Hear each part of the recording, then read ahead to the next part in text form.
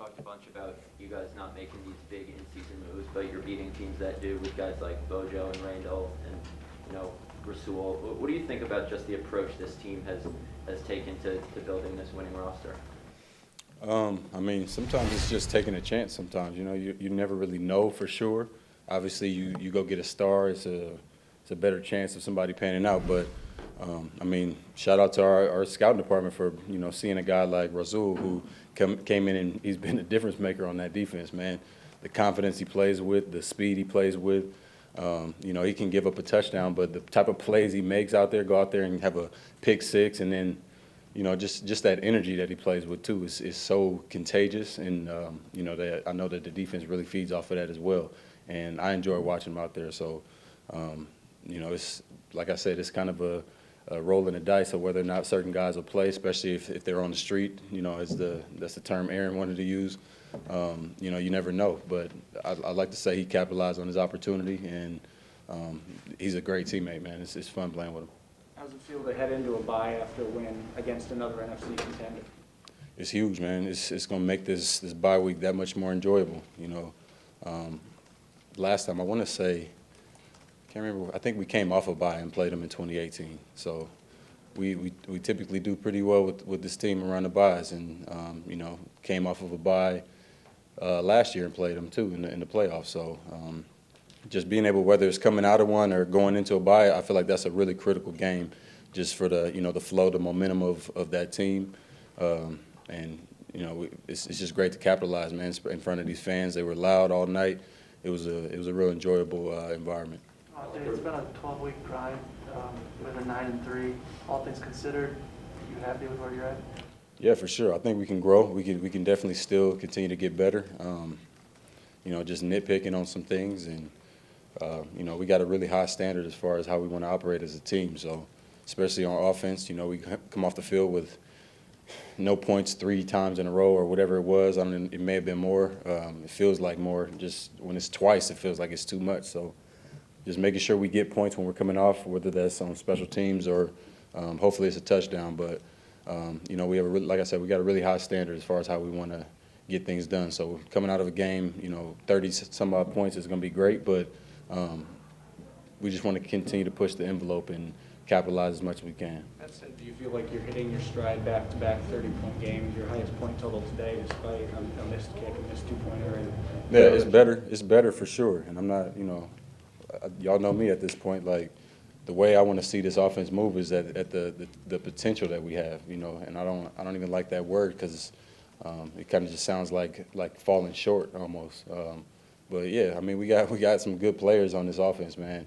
Defense as well, obviously, but speaking for the offense, I want to go out there and score or get some type of points every time. Going 3 and out, or based off whatever it was, whether it was the looks they gave us or whatever. I just want to get points, and I want to score as many touchdowns. I love touchdowns, so I just want to see this offense continue to get better as we get through this last stretch. When you're out running, making plays in triple coverage, you walk back to the scrimmage or sideline, do you impress yourself? Do you process those moments in-game, or is it in the film?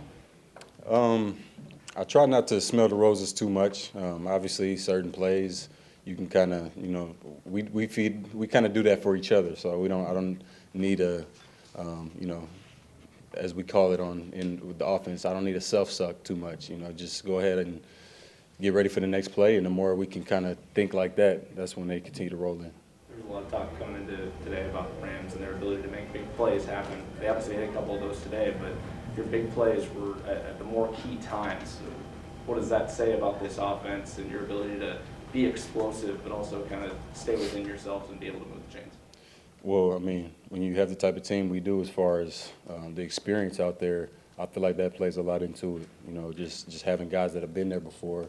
Don't let the moment get too big, and just kind of take it for what it is. It's a kid's game that we've been playing our whole life, and the more you just make it about that and lock in on the moment rather than thinking about too many other factors, I feel like that's when you're able to execute at a high level, and that's what we're starting to get. We got guys getting more and more experience.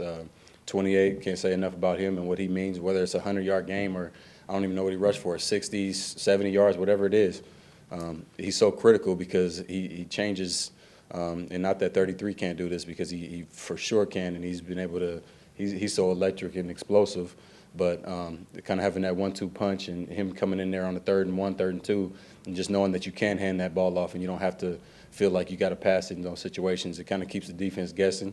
I get out there out wide, and they got to respect the run solutions as well. So we got a lot going for us on offense. So the more we can continue to execute and take advantage of some of these looks we're getting, the better off we'll be. Expanding on that, for the last 2 decades, Green Bay's been known for its passing attack.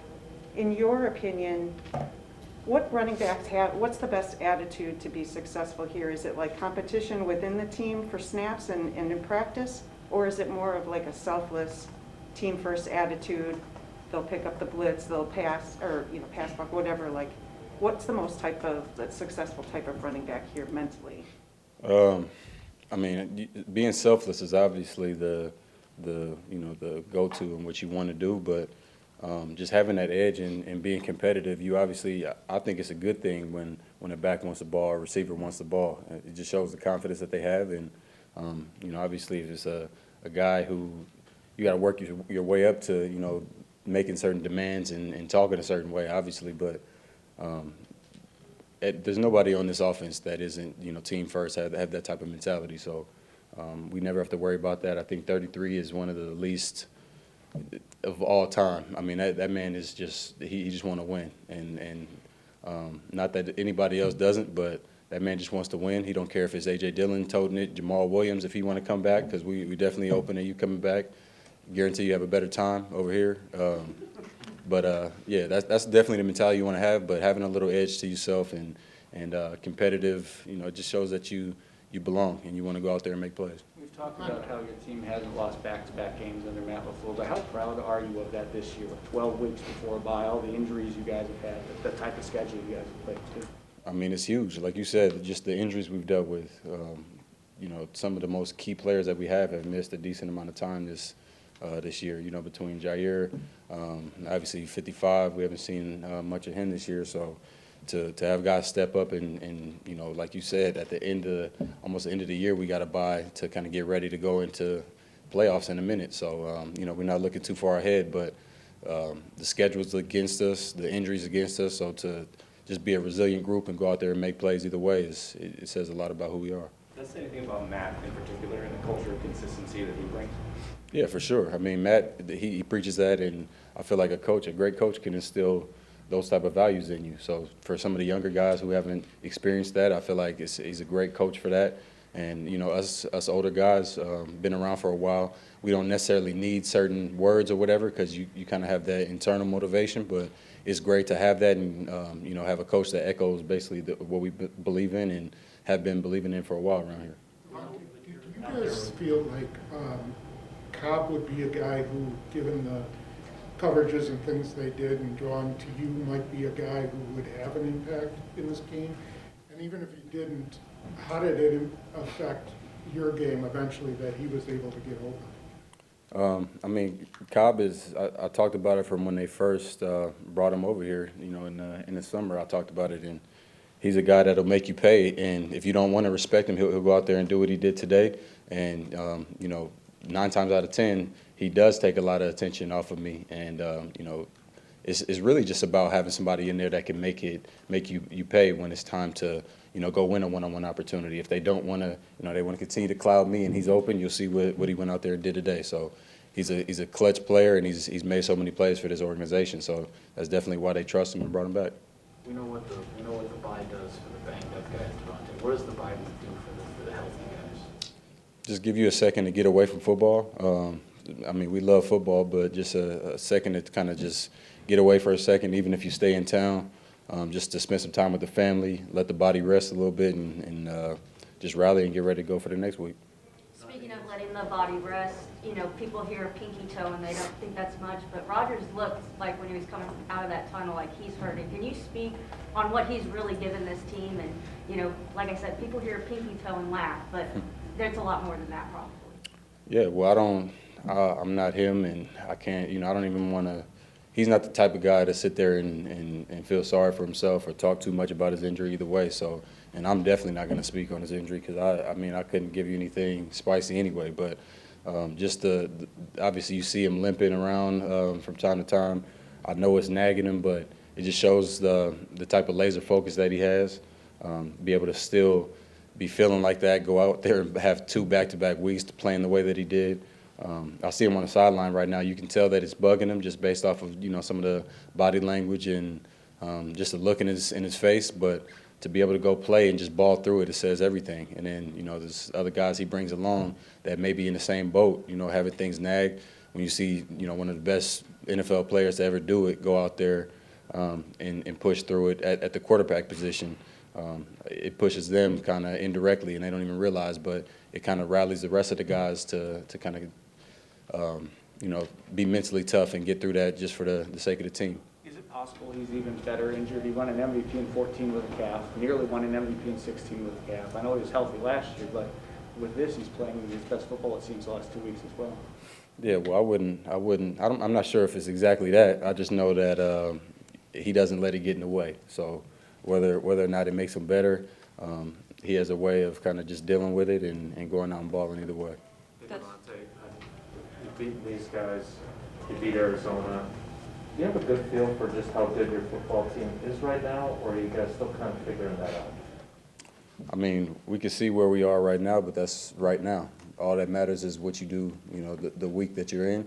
We took care of, this game, obviously, but not next week, but in 2 weeks, we'll see what type of team we are then. You got to prove it every week in this league. So the teams that don't believe that, they get humbled quick. So we just got to make sure we stay locked in tune with one another, continue to communicate, and just keep growing.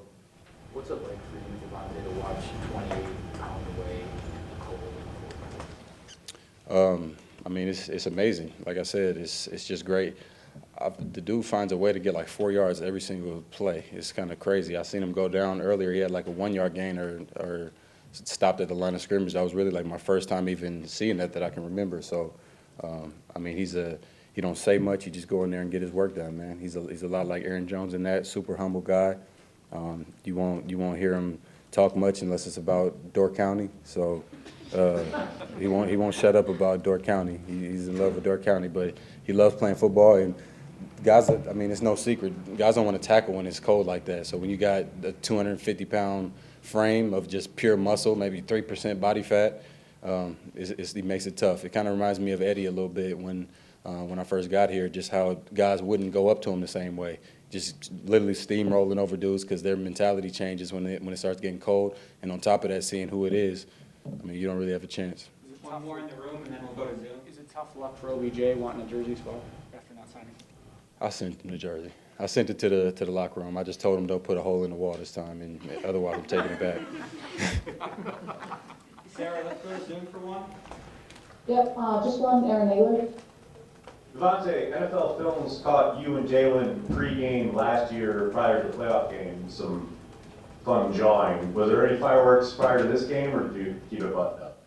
No, man, it wasn't even that the first time. It just turned into that when the cameras got over there. But last year, I was just running. We were warming up, and I caught a deep ball just like I do every warm ups to go down, and I just saw him looking, so I went to literally just talk to him. It wasn't even any type of jawing or whatever you called it. It was more so just a friendly little conversation that escalated a little bit because people saw who it was. They saw me go over there on their sideline, and it turned into something bigger than what it was. No pregame jaw jacking, and during the game we just kept it to the playing as well.